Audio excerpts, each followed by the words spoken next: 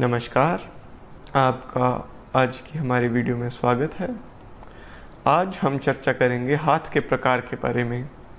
पिछली वीडियो में हमने हाथ की रेखाओं के बारे में और हाथ में विभिन्न ग्रहों के पर्वतों के बारे में चर्चा की थी।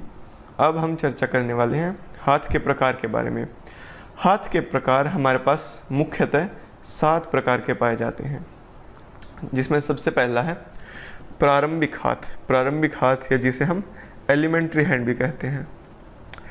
प्रारंभिक हाथ हमें आसानी से पहचाना जा सकता है। ये हाथ व्यक्ति के शरीर के मुकाबले मोटा, छोटा और भारी दिखाई देता है। इसकी बाहर की त्वचा सूखी और अंदर की त्वचा काफ़ी खुरदरी होती है। हाथ देखने में काफ़ी सुंदर नहीं होता है।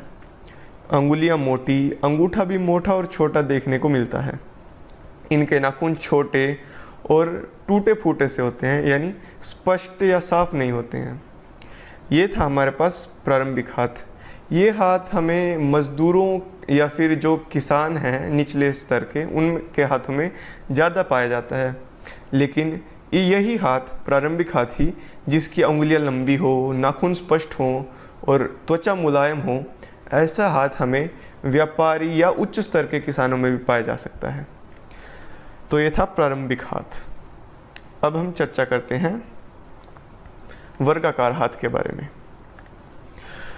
वर्गाकार हाथ, जैसा कि हमें नाम से स्पष्ट है, वह हाथ जिसका आकार वर्ग के समान हो, जिसे हम स्क्वायर हैंड भी कहते हैं। आप इसको हथेली, जैसे आपको इस चित्र में दिखाई दे रहा है, आप इस हाथ की हथेली को देखेंगे तो ये आपको वर्ग के प्रकार की दिखाई देगी। एक वर्ग का आकार लिए हुए ये हाथ आपको दिखाई देगा। वर्गाकार हाथ की कुछ हद तक जो अंगुलियों के नाखून होते हैं वह भी वर्ग के समान ही होते हैं। वर्गाकार हाथ वाले व्यक्ति ज़्यादातर हमको डॉक्टर, इंजीनियर, मतलब जो उच्च स्तर के लोग होते हैं उनके हाथ में पाया जाता है। हालांकि हम केवल हाथ के प्रकार से ही किसी व्यक्ति के बारे में नहीं कह सकते हैं।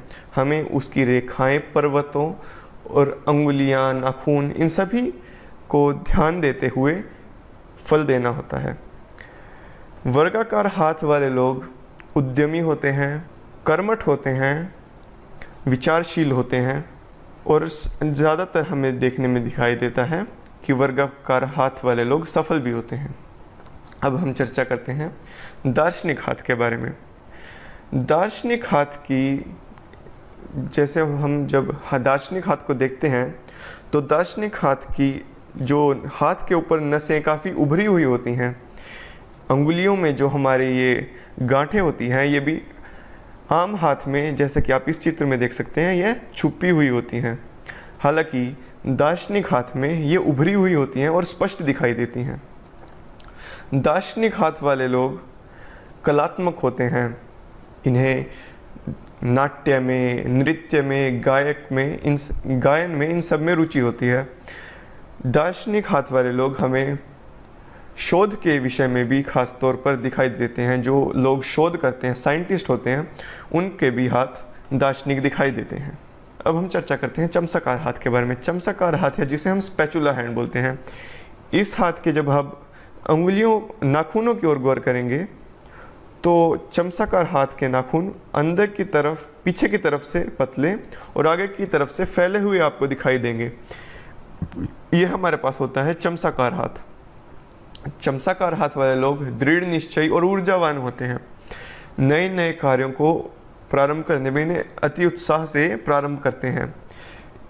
दृढ़ निश्चयी होते हैं, परंतु कार्य के प्रारंभ में इनमें अति उत्साह होता है, पर जैसे जैसे कार्य आगे बढ़ता रहता है तो इनका उत्साह कम होता रहता है। इसलिए चमसाकार हाथ वाले लोग ज़्यादातर कामों को अपने अधूरा ही छोड़ देते हैं। लेकिन यदि अगर इनके पीछे खड़ा रहकर कोई काम कराया जाए तो यह उस काम को निश्चय ही अच्छी तरह से पूरा कर सकते हैं। नुकीला हाथ, या जिसे हम कोनिकल हैंड भी कहते हैं, इनकी आप जब उंगलियों को देखेंगे तो ये पीछे से चौड़ी और आगे की तरफ हम आपको पतली होती हुई दिखाई देती हैं। ये हमारे पास होता है नुकीला हाथ। नुकीला हाथ के लोगों में कुछ इसे आप आदर्शवादी हाथ और वर्गाकार हाथ के बीच की स्थिति मान सकते हैं। आदर्शवादी हाथ जितने इनमें आदर्शवाद तो नहीं होता, लेकिन कुछ हद तक होता जरूर है। अब चर्चा करते हैं आदर्शवादी हाथ की।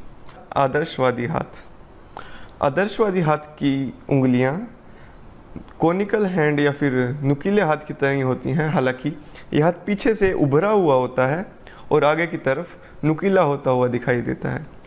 इनकी उंगलियां पीछे से मोटी और आगे की तरफ पतली होती हुई हमें दिखाई देती हैं। आदर्शवादी हाथ वाले लोग अनुसरण आसानी से कर लेते हैं, आसानी से किसी का भी विश्वास कर लेते हैं। आदर्शवादी हाथ वाले लोग काफ़ी सेंसिटिव होते हैं, जिसकी वजह से इन्हें कई बार समस्याएं भी आ सकती हैं। हालांकि आदर्शवादी हाथ वाले लोगों का अनुसरण आसानी से कर लेते हैं, पर इसी के ही विपरीत जाते हुए जो लोग अनुभूत संत होते हैं उनका भी हाथ हमें आदर्शवादी ही दिखाई देता है। आदर्शवादी हाथ वाले लोग या तो संसार में बिल्कुल रमे हुए हमें दिखाई देते हैं, या फिर बिल्कुल संसार को तो त्याग कर आत्म अनुभूति की तरफ हमें चलते हुए दिखाई देते हैं। मिश्रित हाथ ऐसा हाथ है जिसको आप पिछले जो हमने 6 प्रकार के हाथ पढ़े इनमें से किसी में भी नहीं रख सकते। मान लीजिए कोई हाथ है, पिछला भाग जिसका वर्गाकार है और आगे की उंगलियां दार्शनिक हैं, तो इस प्रकार के हाथ को हम मिश्रित हाथ बोलते हैं, जो एक से अधिक प्रकार के हाथों का मिश्रण है।